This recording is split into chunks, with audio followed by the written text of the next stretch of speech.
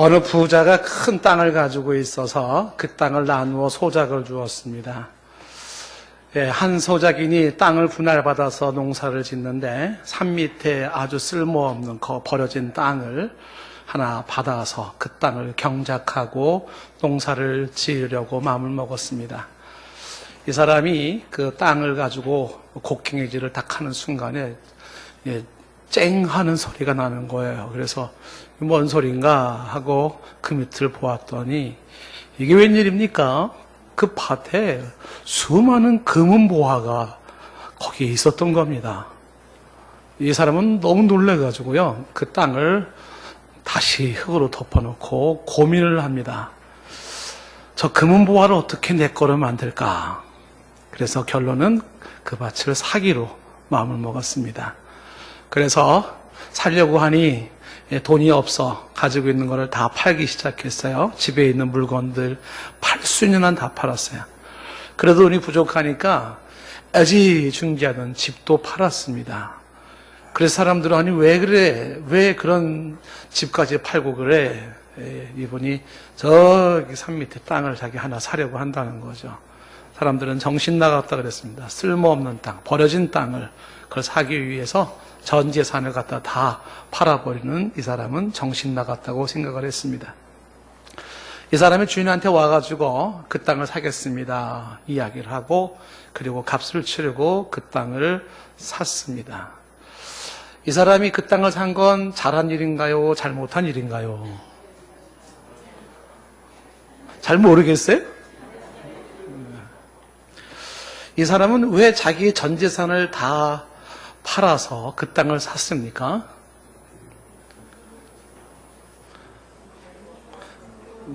네, 그 땅에 금은 보화 있기 때문에. 이게 주일학교 애들한테는 동화인데 애들은 대답을 잘하거든요, 이렇게.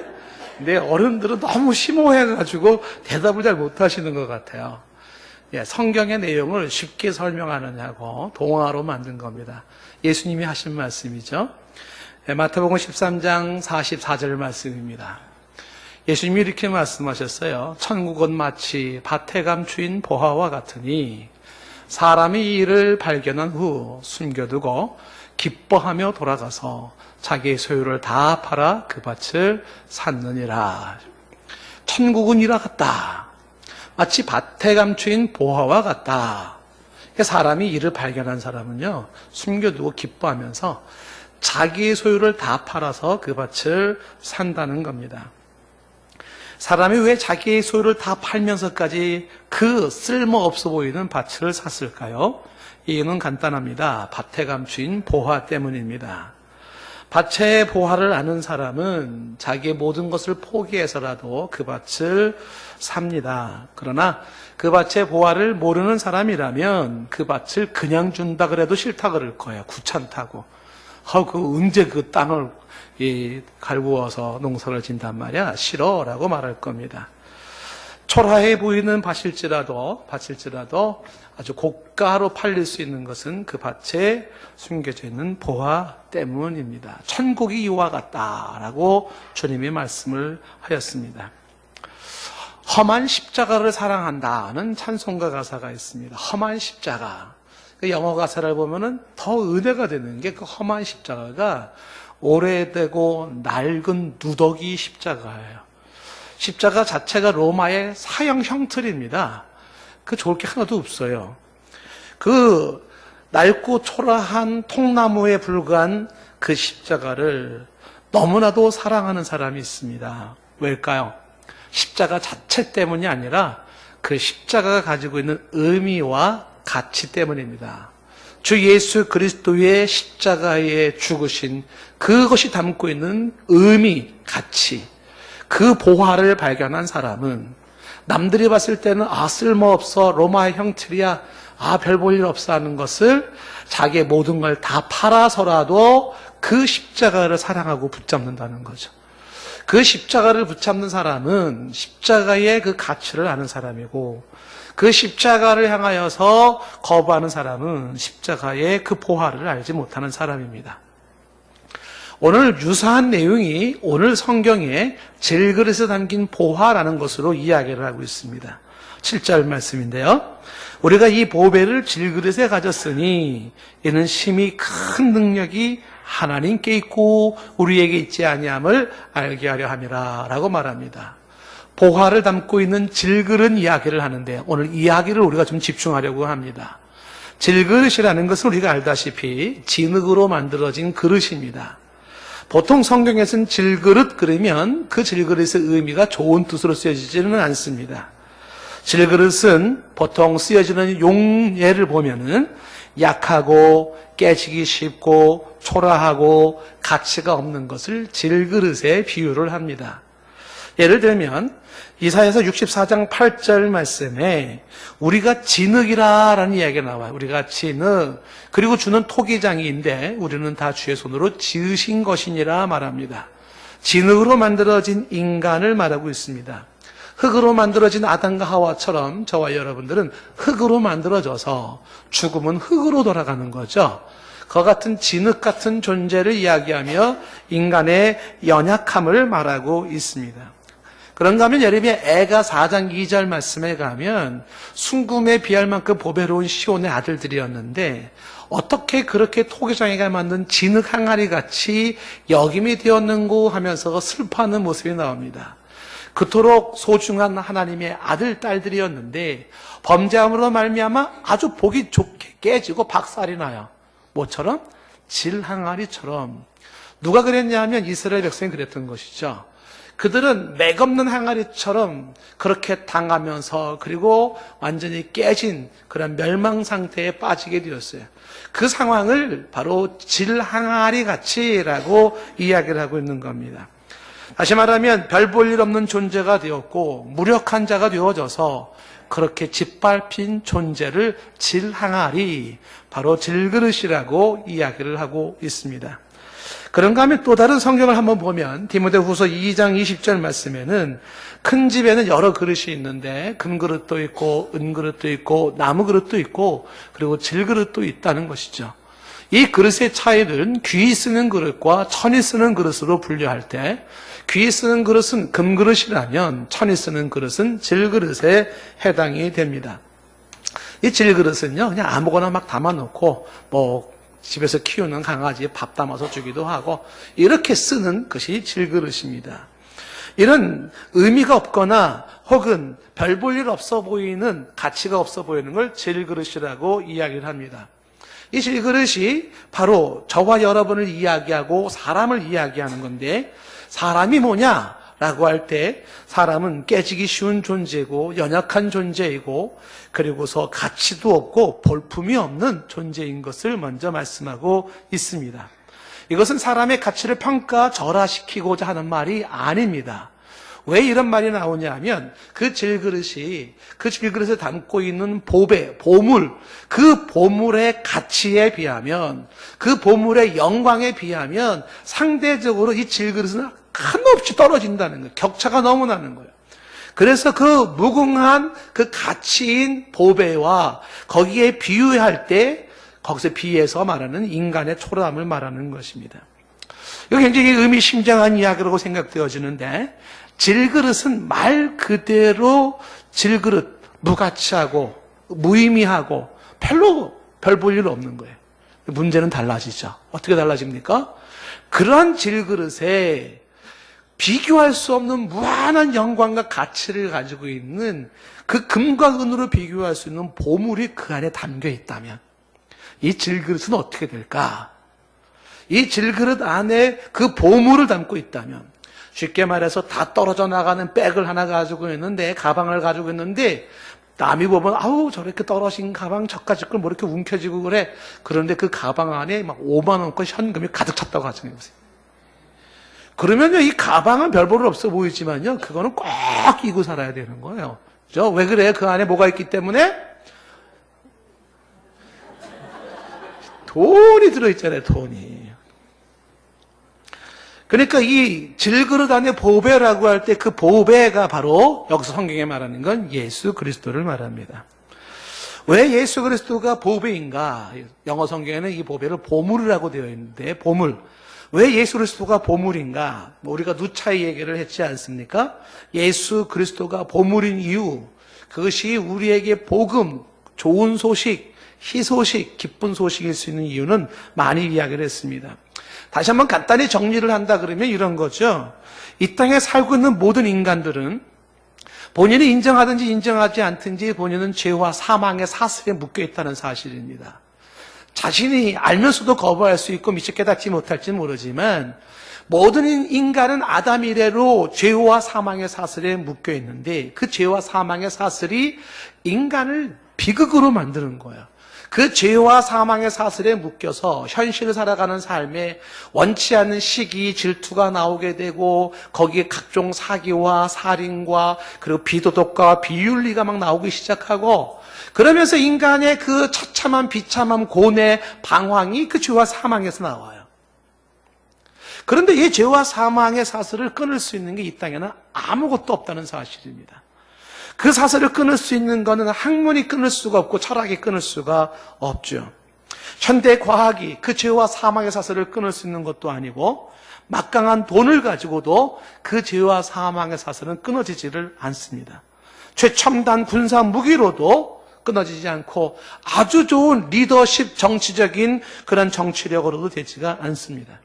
그 죄와 사슬은 도덕과 윤리로 끊어지지 않고 수행이나 혹은 자선 사업으로 끊어지지를 않는 거죠. 그래서 모든 인간은 바로 이 죄와 사망에 묶여서 사는 존재가 된 겁니다. 그런데 이거를 끊을 수 있는 유일한 길이 성경에서 제시하고 있는 겁니다. 그래서 끊을 수 있는 길이 뭐냐? 그 유일한 길은 그 죄와 사망을 친히 담당하시고 대신 그 값을 치러주신 그리스도가 유일한 해결책이라는 것입니다. 예수님이 바로 그 그리스도이심을 성경이 누누이 창세기서부터 요한계시록까지 말씀하고 있습니다. 그리스도는 그리스도, 히브리 말로 메시아, 구원자라는 사실을 말씀하고 있어.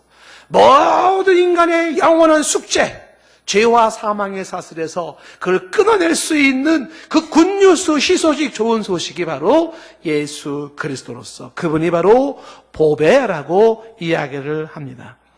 이 예수 그리스도의 보배로움을 지난주에 우리는 4절 말씀에서 이렇게 이해를 했습니다. 4장 4절 말씀에 중간에 뭐라고 되어 있냐면 그리스도의 영광의 복음의 광채라는 표현을 했습니다. 이 세상의 신이라고 하는 사탄이 믿지 않는 자들에게 마음을 혼미하게 해서 장님이 되게 하셔서 뭘 못 보게 했습니까? 그리스도 영광의 복음의 광채를 보지 못하게 했습니다. 그들은 못 봤지만 그러나 분명한 사실은 그리스도의 영광의 복음의 광채가 빛나고 있다는 사실이죠. 소유욕이 굉장히 많아요. 빛나는데 복음의 광채이고 영광의 복음이고 그리스도의 영광의 복음이에요. 이것이 환히 빛나고 있습니다. 보물입니다. 발견한 자만이 보면서 자기 모든 걸 다 팔아서라도 갖고 싶은, 가져야만 하는 절대적인 그 가치가 여기 있는 겁니다. 이것을 6절 말씀에는 뭐라고 표현을 했냐 하면 이어지는 6절 말씀에 바로 중간에 예수 그리스도의 얼굴에 있는 하나님의 영광을 아는 빛이라고 말하고 있습니다. 예수 그리스도 얼굴에 하나님의 영광을 아는 빛을 발하고 있다는 사실이죠. 지난 시간에 우리가 보았던 말씀입니다. 그런데 이 보배로우신 예수 그리스도, 영광의 예수 그리스도가 어떤 역할을 하냐면 오늘 말씀 7절에 보니까 이 질그릇 안에 담겨있는 보배가 그 예수 그리스도가 심히 큰 능력으로 나타나요. 하나님께 있다는 것을 말해주고 있는데 인간인 질그릇에 능력이 있는 것이 아니라 하나님의 능력은 예수 그리스도를 통해서 나타난다는 사실입니다. 심히 큰 능력이 나타납니다. 어떻게 나타납니까? 인간의 구원을 이룰 수 없는 그것을 이 능력이 인간의 구원을 이루어 나가고 우리 일상에서 주어지는 인간의 한계, 자력으로 할 수 없는 그것까지도 가능하게 할 수 있는 그 능력이 바로 예수 그리스도를 통한 하나님의 능력인 것입니다. 질그릇 같은 약한 인생이 큰 능력을 갖게 되는데 그것은 바로 질그릇 안에 있는 예수 그리스도로부터 주어진다는 사실입니다. 어떻게 예수 그리스도의 그 능력이 우리 일상에서 나타나고 있는지 구체적인 예를 든다면 이어지는 8절 말씀부터 나오고 있습니다. 어떻게 나타나냐 하면 첫 번째로 얘기하는 게 우리가 사방으로 우겨쌈을 당하여도 쌓이지 아니한다고 이야기를 합니다. 여러분 오늘 말씀을 한번 잘 집중해서 한번 들어보십시오. 굉장히 이상한 이야기이기도 하면서 역설적인 이야기를 하는데 사방으로 우겨쌈을 당하면서도 쌓이지 아니한다라는 얘기를 해요. 이 얘기를 조금 설명한다면 여기 우겨쌈이라는 단어가 헬라 단어가 들리보메노이라는 단어를 쓰고 있어요. 들리보라고 하는 원형에서 나온 말인데 이게 어떤 뜻이냐면 즙을 짜기 위해서 포도주를 짓누른다 그런 거예요. 여러분 포도즙을 짜기 위해서 포도를 쫙 기계로 누르는 현상이에요. 오렌지 주스를 만들기 위해서 오렌지를 기계로 확 누르는 상태입니다. 이게 사방으로 우겨쌈을 당하는 거예요. 다시 말하면 동서남북 위아래에서 강한 압박이 확 주어지는 것입니다. 이 심한 압박을 말씀하고 있는 것이죠. 이 상황을 사도 바울은 이렇게 표현한 적이 있어요. 고린도서 7장 5절 말씀을 참고를 해보면 우리가 마게도냐에 이르렀을 때 우리 육체가 편하지가 못했대요. 육체가 몸이 아프기도 하고 그랬었겠죠. 근데 사방으로 환난을 당하는데 밖으로는 다툼이고 안으로는 두려움이라는 거예요. 이게 뭡니까? 지금 몸도 좋지 않은 상태에서 환난을 당하면서 밖에서 주는 이 압력이 사람을 힘들게 만들어요. 그래서 내 안에서의 두려움과 염려가 막 샘솟는데 스트레스가 이만저만이 아닌 거예요. 이런 모습이 확 주어지기 시작하는 겁니다. 압박이 주어질 때의 삶의 모습을 말씀하고 있습니다. 사람이 한 개, 두 개의 스트레스만 받아도요, 견디기가 어려워요. 요즘 병원에서 의사 선생님들이 하는 이야기 보면 모든 질병에 꼭 빠지지 않는 게 원인이 스트레스를 꼽더라고요. 스트레스 때문에. 그게 뭡니까? 감당하기 어려울 만큼의 압박이 내게 주어지는 거예요. 인생의 압박이. 심지어는 아무것도 하지 않아도 가만히만 있어도 삶의 무게가 나를 눌러버려요. 삶의 무게가. 버팅기는 것도 힘들어요, 그냥. 하루하루 살아가는 게 힘들 정도로 버팅기. 이런 압박을 받게 되면 어떻게 될까요? 여러분 한번 이렇게 생각을 해봅시다. 음료수 캔을 한번 생각해 보세요. 음료수 캔에 압박을 확 줘요. 그럼 어떻게 됩니까? 찌그러집니다. 기계로 다 눌러버리면 막 찌그러지지 않습니까? 당연히 그렇게 되는 것입니다. 인생도 사방에 이 우겨쌈을 당해서 마치 포도주 즙을 짜듯이 그렇게 꽉 짓누를 때에 인생은 찌그러질 수밖에 없습니다. 그런데 오늘 이야기가 뭐라고 말하냐면 8절에 사방으로 우겨쌈을 당하는데 쌓이지 않는다라고 말해요. 이 쌓이지 않는다라고 하는 게 찌그러지지 않는다, 부서지지 않는다, 혹은 깨지지 않는다라는 뜻입니다. 어떻게 이 깡통 같은 질그릇이 그런 압력 속에도 깨지지 않고 부서지지 않을까요? 그 이유는 그 질그릇 안에 있는 보배 때문입니다. 보배 때문에 그 질그릇 인생이 쌓이지 않고 부서지지 않는다고 말합니다. 웬만한 깡통 같으면 누르면 바로 찌그러질지 모르지만 예를 들어서 깡통 안에다가 쇳덩어리를 하나 넣어놨다고 가정을 해보세요. 아니면 그 안에다가 시멘 콘크리트를 갖다가 버가지고 단단하게 했다고 해보세요. 그러면 깡통이 안 찌그러지죠. 왜 안 찌그러집니까? 깡통이 강해서 안 찌그러지는 겁니까? 깡통은 연약해요, 여전히. 근데 그 안에 있는 쇳덩어리 때문에, 그 안에 있는 콘크리트 때문에 깡통이 찌그러지지 않는 것처럼 우리의 인생의 질그릇같이 깨지기 쉬운 존재이지만, 찌그러지기 쉬운 존재, 압박이 주어지면 견딜 수 없는 존재이지만 이 질그릇 안에 그리스도 예수가 있는 한 그 인생은 찌그러지지 않는다는 사실이죠. 이것이 성령과 역사 속에 수많은 믿음의 선조들이 보여줬던 삶의 모습인 것입니다. 수도 없는 압박을 받으면서, 수도 없는 압력을 받으면서도 자신을 지탱하고 자신을 버팅기고 또 일어서서 또 가야 할 길을 걸어가는 바로 이와 같은 자들이 수두룩하게 주어졌는데 그 능력은 그들 자신에게 있었던 것이 아니라 그들이 가지고 있었던 그들 안에 있는 예수 그리스도의 능력 때문이었다는 사실입니다.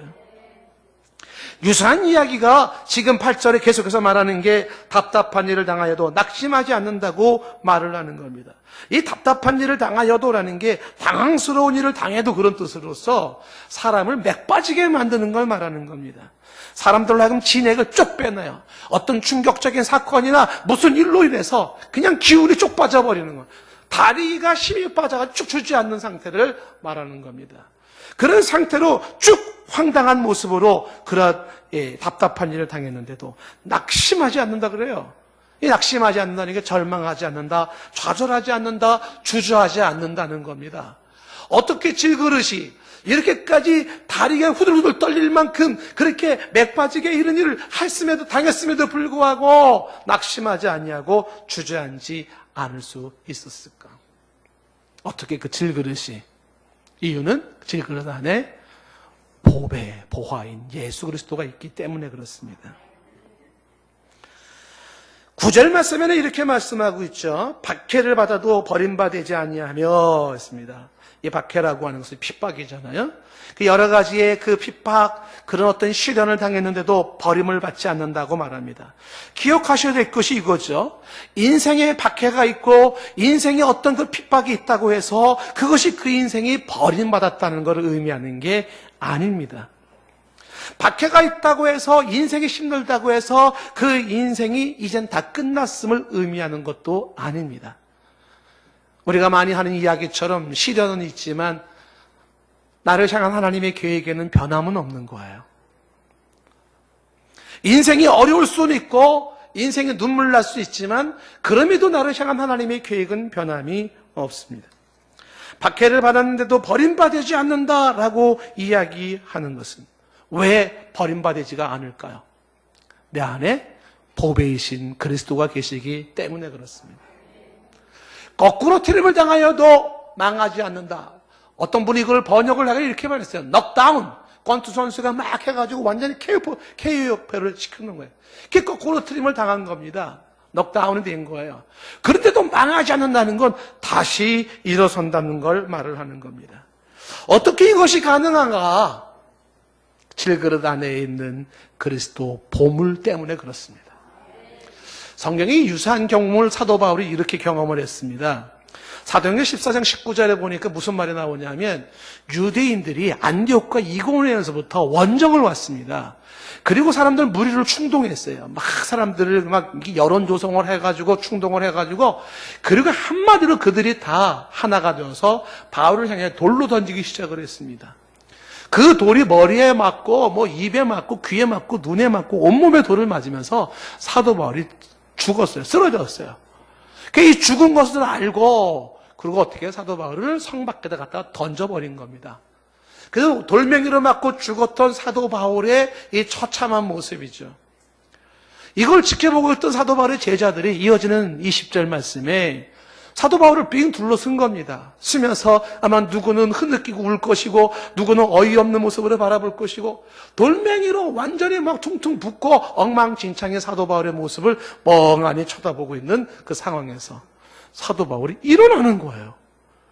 그리고 아무 일 없었다는 듯이 툭툭 털어버리고 흐르는 피를 닦으면서 성으로 들어가더니 다음날 아침에 바나바와 함께 또 더베로 전도로 또 가는 거예요.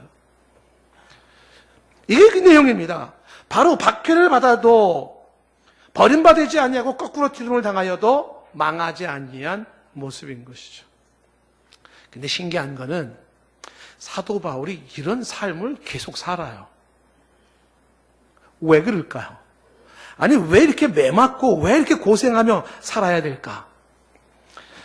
오늘 말씀 10절 말씀에 이런 말씀이 있습니다. 우리가 항상 예수의 죽음을 몸에 짊어진다는 겁니다.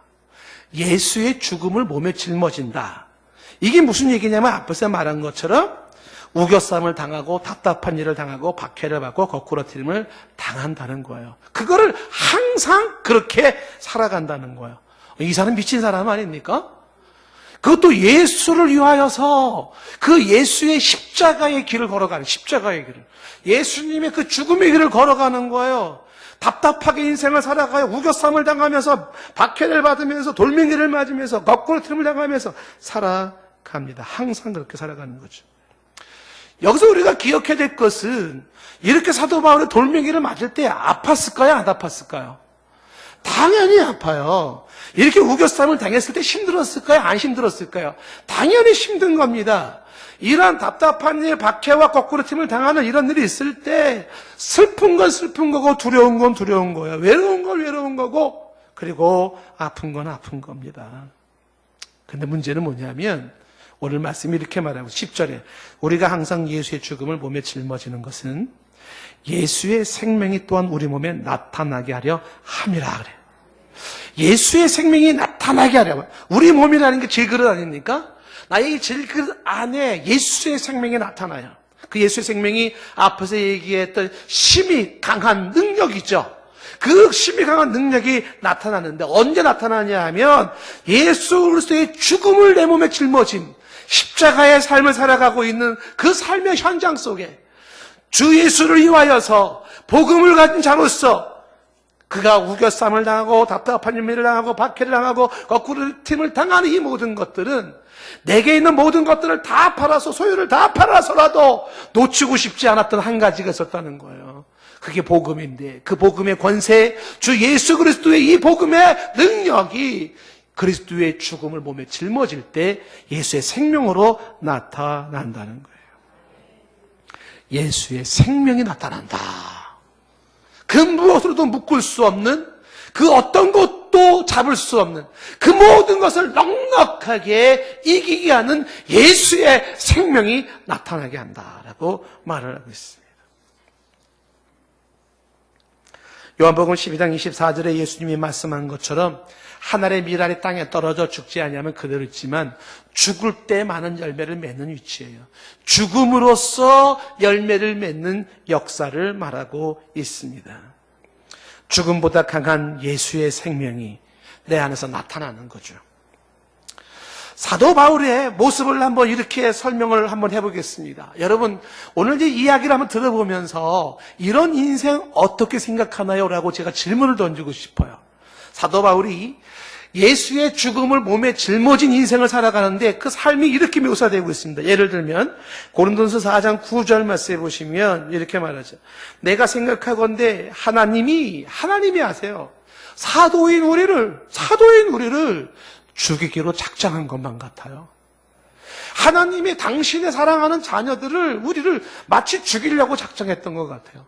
그래서 끄트머리에다가 쫙 밀어넣어요.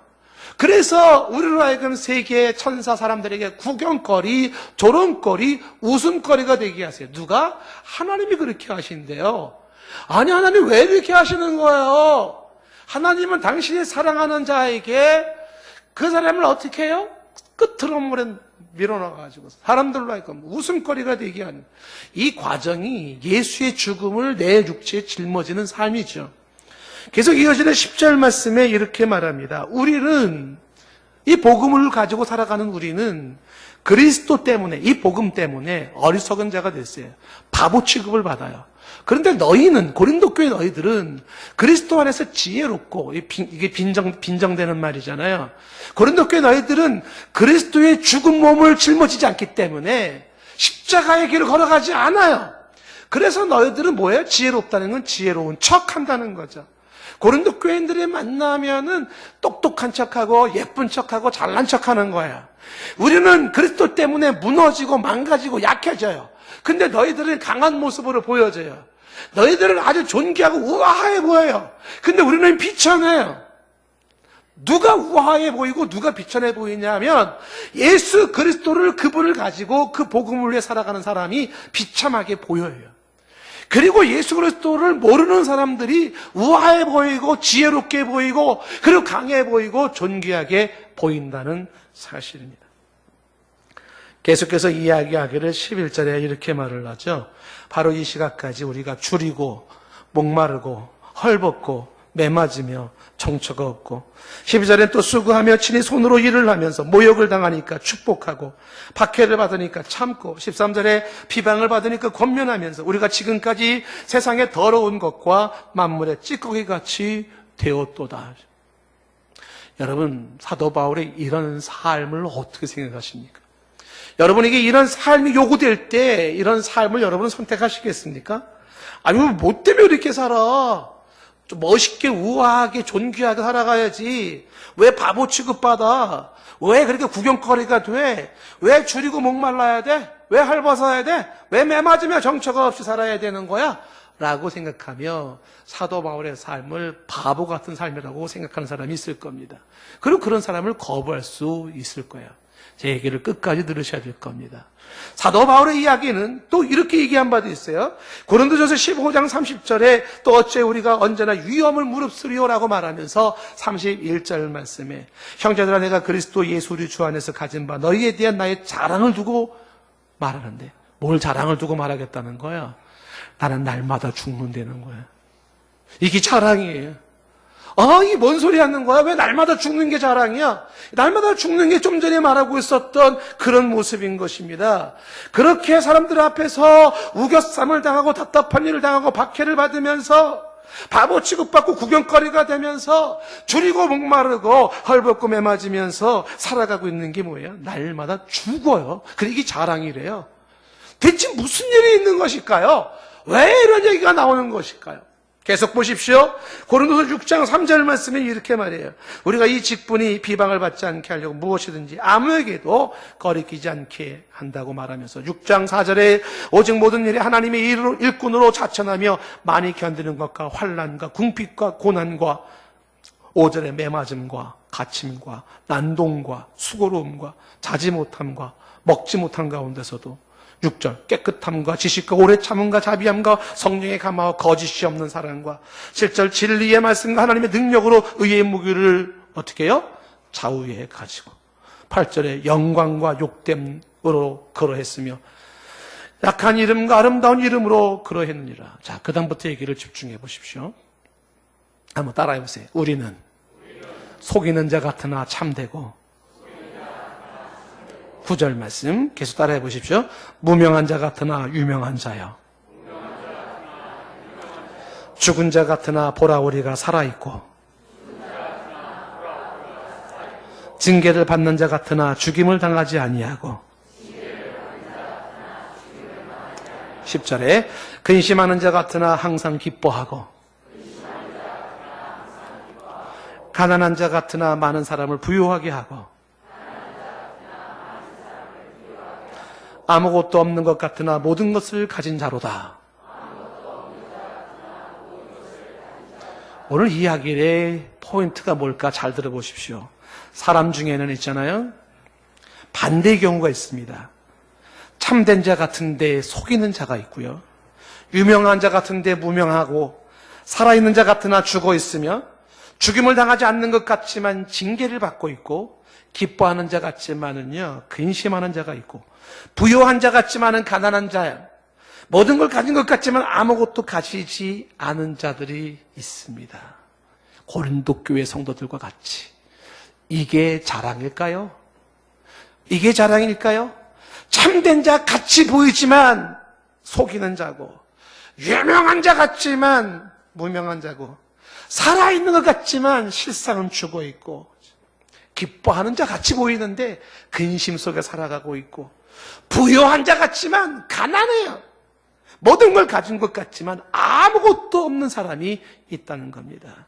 그런데 그리스도의 보화를 가진 사람이 예수의 죽음을 내 육체에 짊어지는 삶은 반대라는 것입니다. 속이는 자 같지만 참되고 무명한 자 같지만은 유명하고 죽은 자 같지만 살아있는 자요. 징계를 받는 자 같이 보이지만 죽음을 당하지 아니하고 근심하는 자 같지만 항상 기뻐하고 있고 가난한 자 같이 보일지 모르지만 많은 사람을 부유하게 하고 아무것도 없는 자 같지만 모든 것을 가진 자입니다. 행복한 자 같지만 여러분 불행한 자를 원하십니까? 자유로운 자 같은데 얽매여 있는 자를 부러워하십니까? 밝은 자 같지만 어둠 속에 있는 자가 부럽습니까? 웃는 자 같지만 울고 있는 자가 부럽습니까? 용감한 자 같은데 겁 많은 자가 부럽습니까? 대단해 보이지만 별 볼 일 없는 자가 부럽습니까? 아니면 반대로 불행한 자 같이 보이지만 진정 행복한 자이고 얽매인 것 같지만은 자유하며 무명한 자 같지만은 유명하고 어두운 곳에 있는 자 같지만은 밝고 울고 있는 자 같지만은 진정한 기쁨으로 웃는 자의 삶. 두려움이 많은 것 같지만은 담대하고 별 볼 일 없어 보이지만 대단한 사람의 삶이 있다는 것입니다. 십자가와 부활이라고 하는 이 상관관계는 교리적인 이론으로 끝나지가 않은 것입니다. 예수 그리스도의 죽음을 내 육체에 짊어지고 그리고 그 복음을 놓을 수가 없어요. 내 모든 소유를 다 팔아서라도 놓을 수가 없어요. 이런 핍박과 환난과 죽음의 위기 속에서도 놓을 수 없는 것은 그 보배의 가치, 보배의 그 위대한 능력이 이 모든 것을 넉넉하게 이기게 한다는 사실입니다. 진정 예수 그리스도의 복음을 위하여서 예수 그리스도를 위하여 낮아졌더니 진정 높아지는 삶이 되고, 그리스도와 복음을 위하여 죽으려고 했더니 오히려 예수의 생명이 나타나며 살아나는 자가 되었다는 사실입니다. 그리스도의 생명의 역사는 질그릇 속에서 이렇게 나타납니다. 오늘 11절 말씀에도 우리 살아있는 자가 항상 예수를 위하여 죽음에 넘겨짐은 예수의 생명이 또한 우리 죽을 육체에 나타나게 하려 함이라고 말합니다. 앞에 10절 말씀에 대한 반복입니다. 강조하는 거죠. 나타난다는 것은 능력으로 나타난다는 겁니다. 오늘 이 시간 예배드리는 저와 여러분에게 저는 분명히 이렇게 말씀을 드릴 수가 있습니다. 성도의 가치는 그리스도의 가치예요. 왜 성도가 그렇게 존귀한가? 이유는 질그릇 자체 때문이 아니에요. 그 존귀함은 그 질그릇 안에 있는 그리스도의 존귀함 때문인 것입니다. 질그릇이 보물이 될 수가 있고 연약한 인생이 강해질 수 있으며 무가치한 인생이 진정 가치 있는 인생이 될 수 있는 것은 그 질그릇에 예수 그리스도 보물을 담을 때입니다. 성도의 당당함은 자신에게 있는 게 아니에요. 내 안에 있는 예수 그리스도 때문에 당당해지는 겁니다. 성도의 확신은 내 자신 때문에 주어지는 것이 아니라 이 질그릇 같은 내 안에 거하시는 예수 그리스도 때문인 것입니다. 성도의 미래와 성도의 소망을 논할 수 있는 것은 내 자신의 어떤 능력 때문이 아니라 내 안에 거하시는 질그릇 안에 거하시는 예수 그리스도 보물 때문인 것입니다. 여러분들이 한번 가만히 주변을 돌아보시고 역사를 돌아보십시오. 보배이신 예수 그리스도를 모신 사람의 삶을 한번 보십시오. 겉으로 보기에는 답답해 보이고 안 좋아 보일런지 모르지만 결코 그렇지 않다는 걸 알 수 있을 것입니다. 막히는 인생 같지만 열리는 인생이고 안 되는 인생 같지만 잘 되는 인생이고 묶여있는 인생 같지만 자유로운 인생이, 끝난 인생 같지만요 다시 소생하는 인생이 그리스도를 소유한 자의 모습입니다. 목사님들과 함께 이번 달에 읽는 책이 프로테스탄트 윤리와 자본주의 정신이라는 책인데, 여기에 사회학자인 막스 베버가 이야기를 하는 모습이 참 흥미롭습니다. 이 사람이 전 세계를 연구를 하면서 이 사회에 나타난 그 경제적 부의 차이를 한번 그런 리서치를 했습니다. 조사를 해봤더니 놀라운 사실을 이분은 발견을 했다는 것입니다. 사람들이 누리는 경제적인 부와 풍요가 그 사람들이 가지고 있는 종교와 아주 밀접한 관계가 있다는 걸 사회학자가 현상적으로 그거를 조사하기 시작했던 것입니다. 특히 개신교 칼빈주의 신앙을 가진 자들이 그 어떤 자들보다도 부를 누리며 잘 살고 있는 모습이 희한했습니다. 왜 개신교 신앙을 가진 자들은 그렇지 않은 자들보다도 경제적인 풍요 속에 잘 사는가? 그거를 한 단계 더 깊이 조사를 해보니까 이 개신교 신앙을 가진 사람들은 그들의 신앙이 그들의 삶의 정신에 영향을 주었는데, 이 개신교 신앙을 가진 사람들은 노동의 신성함을 인정했고 자신이 가지고 있는 직업을 천직이라 여겼으며, 그리고 누구보다도 근면하고 부지런하고 검소하고 전략하면서 자본주의의 가장 중요한 그런 신뢰, 정직이 그들 가운데 있더라는 거예요. 그러다 보니까는 이 개신교의 신앙을 가진 사람들의 이 정신 상태가 자본주의의 가장 중요한 정신이라 일컬어지는 윤리를 세웠다는 거예요. 윤리를. 여기에서 건강한 자본주의의 이상이 나오더라는 것입니다. 현상을 가지고 사회학적으로 연구했던 막스 베버의 이야기인 것입니다. 막스 베버는 말을 하죠. 자본주의가 가지고 있는 문제점이 있다는 겁니다. 자본주의의 문제점이 뭡니까? 그것은 많이 있어요. 욕심 혹은 그 돈에 치우쳐서 쾌락에 빠져버리는 것, 혹은 부익부 빈익빈 현상이라 하여서 부자는 자꾸 부자가 되고 가난한 사람은 자꾸만 가난해지는 현상들이 문제인데, 이런 자본주의의 폐단은 자본주의의 바른 정신이 지탱해주지 않기 때문이라는 거죠. 그 자본주의의 바른 정신이 자본주의의 윤리라는 거예요. 윤리. 그 윤리가 서 있지 않으면 이 자본주의는 사람을 부패하게 만든다는 겁니다. 사람을 타락시킨다는 거예요. 그런데 이 근대 자본주의라 이끌어지는 건강한 자본주의가 이 개신교 사상을 가진 사람들을 보니까 자본주의 사람들이 가지고 있는 사람들은 누구보다도 열심히 일을 하고 노동하고 애쓰고 수고해요. 당연히 이윤이 주어지고 돈이 쌓이기 시작할 때 그 돈에 치우치지 않으려고. 이 사람들은 그 윤리가 세워져 있기 때문에 돈이 쌓이면 그 돈을 가지고 나눈다는 거예요. 정부가 강제적으로 나누는 것이 아니라 본인이 자발적으로 나누는 거예요. 차이가 있어요. 어떤 권력에 의해서 강제로 빼앗는 개념이 아니라 본인 스스로가 내가 너무 돈이 많이 가지고 있어, 돈이 나의 유혹이 되고 있으니 나는 이 돈이 없는 사람에게 주겠습니다 라고 자발적으로 하더라는 거예요. 왜? 그들의 신앙이 그들의 윤리를 만들어내었고 그 윤리가 자본주의의 정신을 만들어 놓았다는 거예요. 막스 베버의 이야기입니다. 실질적인 사례들을 통계적으로 막스 베버는 통계를 말하면서 똑같은 폴란드 사람들이 러시아 동부 프로이센에 살고 있는 폴란드인들과 함께 갈라시아에 살고 있는 폴란드인들이 왜 똑같은 폴란드인들이 격차가 날 수밖에 없는가? 그 이유가 어떤 신앙의 구조 속에서 살고 있느냐에 따른 차이라고 말을 하고 있죠. 막스 베버가 본 것은요, 그 결론이 이겁니다. 개신교회의 이 신앙을 가진 이 진정한 이 신앙에 근거한 윤리와 정신 상태를 무장한 자본주의가 이상적인 것을 소개를 하고 있는 겁니다. 저는 여러분들에게 진정한 신앙의 정신을 가졌기 때문에 우리의 삶이 이렇게 건전하고 정직하고 근면하고 부지런할 수 있어서 우리는 잘 살 수 있다는 걸 강조하려는 것은 아닙니다. 예수 그리스도, 그분의 내 안에서 역사하는 능력이 있다는 거예요. 보배이신 예수 그리스도가 내가 이룰 수 없는 나의 구원을 이루고, 보배이신 예수 그리스도가 내 자력으로 할 수 없는 것들을 하게 하는 능력이 그 안에 있다는 사실입니다. 모든 인생의 최대의 보물은 바로 예수 그리스도입니다. 금생과 내세를 제대로 보장하는 것이 예수 그리스도입니다. 성도는, 크리스찬은 질그릇에 예수 그리스도를 가진 자입니다. 그래서 성도는 존귀하고 성도에게는 소망이 있고 성도는 고귀한 겁니다. 말씀을 생각하시면서 우리 같이 찬양 드리도록 하겠습니다. 약할 때 강함 되시네.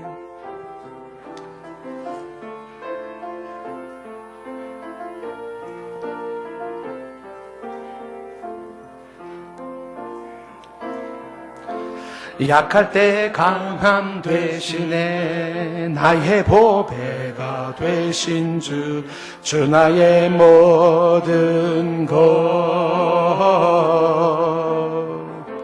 주 안에 있는 보물을 나는 포기할 수 없네. 주 나의 모든 것. 다시 한번. 약할 때 강함 되시네. 약할 때 강함 되시네. 나의 보배가 되신 주, 주 나의 모든 것. 주 안에 있는 보물을 나는 포기할 수 없네. 주 나의 모든 것. 예수 어린 양 존귀한 이름. 예수 어린 양 존귀한 이름. 십자가 죄사하셨네. 십자가 죄사하셨네. 주님의 이름 찬양해. 주 나의 모든 것. 쓰러진 나를 세우고 나의 빈잔을 채우네. 주 나의 모든 것. 다시 한번. 십자가 죄사하셨네. 십자가 제사하셨네. 주님의 이름 찬양해. 주 나의 모든 것. 쓰러진 나를 세우고 나의 빈잔을 채우네. 주 나의 모든 것. 예수입니다. 예수 어린 양 존귀한 이름 예수 어린 양 존귀한 이름. 다시 한번 불러볼까요? 예수 어린 양 존귀한 이름 예수 어린 양 존귀한 이름. 한 번 더 예수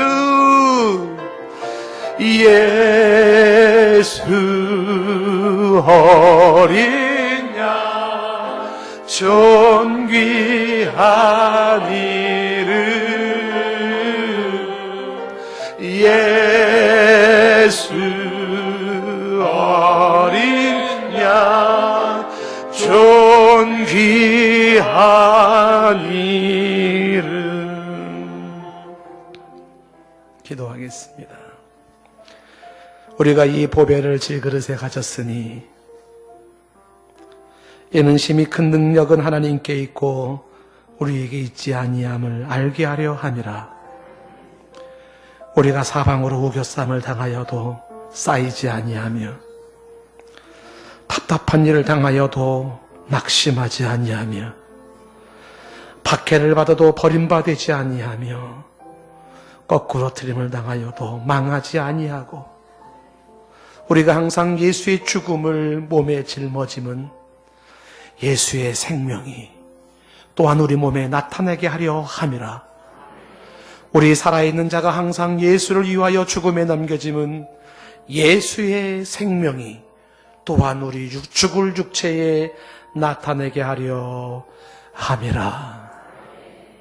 예수님의 이름으로 기도드리옵나이다.